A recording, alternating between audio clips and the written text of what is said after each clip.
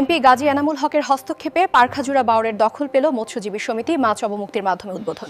উত্তম চক্রবর্তীর তথ্যচিত্রে বিস্তারিত ডেস্ক রিপোর্টে। যশোর ৫ মনিরামপুর আসনের সংসদ সদস্য অ্যাডভোকেট গাজী এনামুল হকের হস্তক্ষেপে মনিরামপুর উপজেলার পারখাজুরা বাওর আনুষ্ঠানিকভাবে দখল বুঝে পেয়েছে সরকার থেকে ইজারা গ্রহণকারী হাকিমপুর পারখাজুরা মৎস্যজীবী সমবায় সমিতি। মাসের পোনা অবমুক্তির মাধ্যমে বাওরটির কার্যক্রমের উদ্বোধন করা হয়। সোমবার ৯ মার্চ সকালে সমিতির উদ্যোগে বাওরের নলতা ঘাটপাড়ে এ উপলক্ষে এক সংক্ষিপ্ত অনুষ্ঠানের আয়োজন করা হয়। উদ্বোধনী অনুষ্ঠানে প্রধান অতিথি হিসেবে উপস্থিত ছিলেন বাংলাদেশ জামায়াতে ইসলামী মনিরামপুর উপজেলার শুরা ও কর্ম পরিষদের সদস্য ও সহকারী অধ্যাপক মাওলানা সেলিম জাহাঙ্গীর। এ সময় উপস্থিত ছিলেন মৎস্যজীবী সমিতির সম্পাদক মলয় কুমার সহ সমিতির অন্যান্য সদস্য, স্থানীয় জনপ্রতিনিধি এবং এলাকাবাসী। মৎস্যজীবী সমিতির সম্পাদক মলয় কুমার জানান, ২০২৪ সালের ৫ আগস্টের পর থেকে বাওরটি উন্মুক্ত হয়ে যায় এবং সমিতির দখলে ছিল না। দীর্ঘ প্রায় ১.৫ বছর পর সংসদ সদস্য গাজী এনামুল হকের হস্তক্ষেপে আজ আবারও সমিতি বাওরটির দখল বুঝে পেয়েছে। প্রধান অতিথি তার বক্তব্যে বলেন, আজ থেকে পারখাজুরা বাওর পুনরায় হাকিমপুর পারখাজুরা মৎস্যজীবী সমবায় সমিতির আওতাভুক্ত হল। সুষ্ঠু ব্যবস্থাপনার মাধ্যমে সরকারি রাজস্ব বৃদ্ধি, মাছ উৎপাদন বৃদ্ধি এবং স্থানীয় মানুষের জন্য নতুন কর্মসংস্থানের সুযোগ সৃষ্টি হবে।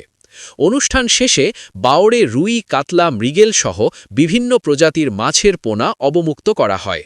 স্থানীয়দের আশা, সঠিক তদারকি ও পরিচর্যার মাধ্যমে পারখাজুরা বাওর আবারও উর্বর ও উৎপাদনশীল জলাশয়ে পরিণত হবে। ১৫ সাল থেকে এই বাওর নেওয়ার জন্য বহু সংগ্রাম করেছে। ২২ সালে বাওরটা পাই। 1972 সালের থেকে ৫০ বছর ধরে একবারে বাওরটা করি। ২২ সালে বাওরটা পাওয়ার পরে দুই বছর সুষ্ঠুভাবে একটু পরিচালনা করতে পারছিল।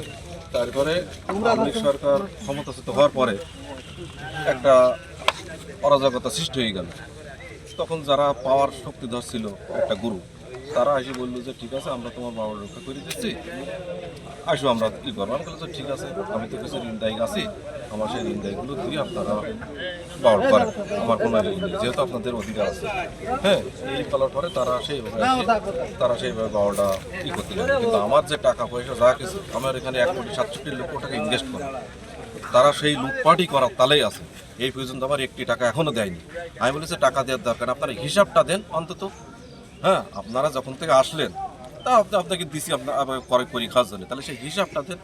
এবার একটা হিসাব আছে, সেই হিসাবটা দিয়ে আপনারা চাষ করেন। ডিসি অফিসে ১০ লক্ষ টাকা ইজারার টাকা পাবে, তাও দিচ্ছেন না। আমার দিনা দেখতে পড়েই থাক, তাও দিচ্ছেন না। যে অনেক গরিব অসহায় মানুষ আছে, যে ১৫ টাকা পাবে, সে ১৫ টাকাও তারা দিচ্ছেন না। দেওয়ার পরে আমি এক পর্যায়ে বললাম কিন্তু ঠিক আছে, ১২ই জানুয়ারি নির্বাচন হওয়ার পরে তখন আমাদের এখানে হচ্ছে জামাত এমপি বেরোতে হওয়ার পরে ওনার সঙ্গে কথা বললাম, আচ্ছা ঠিক আছে, তোমার কোনো টেনশন করা লাগবে না। হ্যাঁ, আমরা আছি, তোমার যা কিছু আছে আমরা ফিরিয়ে দেওয়ার ব্যবস্থা করতেছি। ৫ তারিখে আমার বাড়ি ঘর ভেঙে ছেড়ে দিয়েছে, উনি সব কিছু শুনেছিল। আচ্ছা, আর যাদের প্রাপ্যটা আমরা সেটা বোঝাই দিচ্ছি। তার মানে আজ দখল মুক্ত হচ্ছে।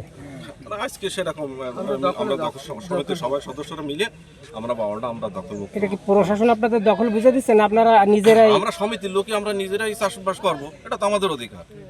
এখন পরিস্থিতির কারণে গভর্নমেন্ট আমাদের লিজ দিয়েছে, আমরা এখান থেকে টাকা পয়সা ই করে গভর্নমেন্টের ইজারা দেবো, পোনা ছাড়বো, বাওরটা সুষ্ঠুভাবে পরিচালনা করবো। তার মানে আপনারা বৈধ ইজারাদার। হ্যাঁ, এতদিন বেদখল হয়েছিল, আজ দখল মুক্ত করেছে। দখল মুক্ত।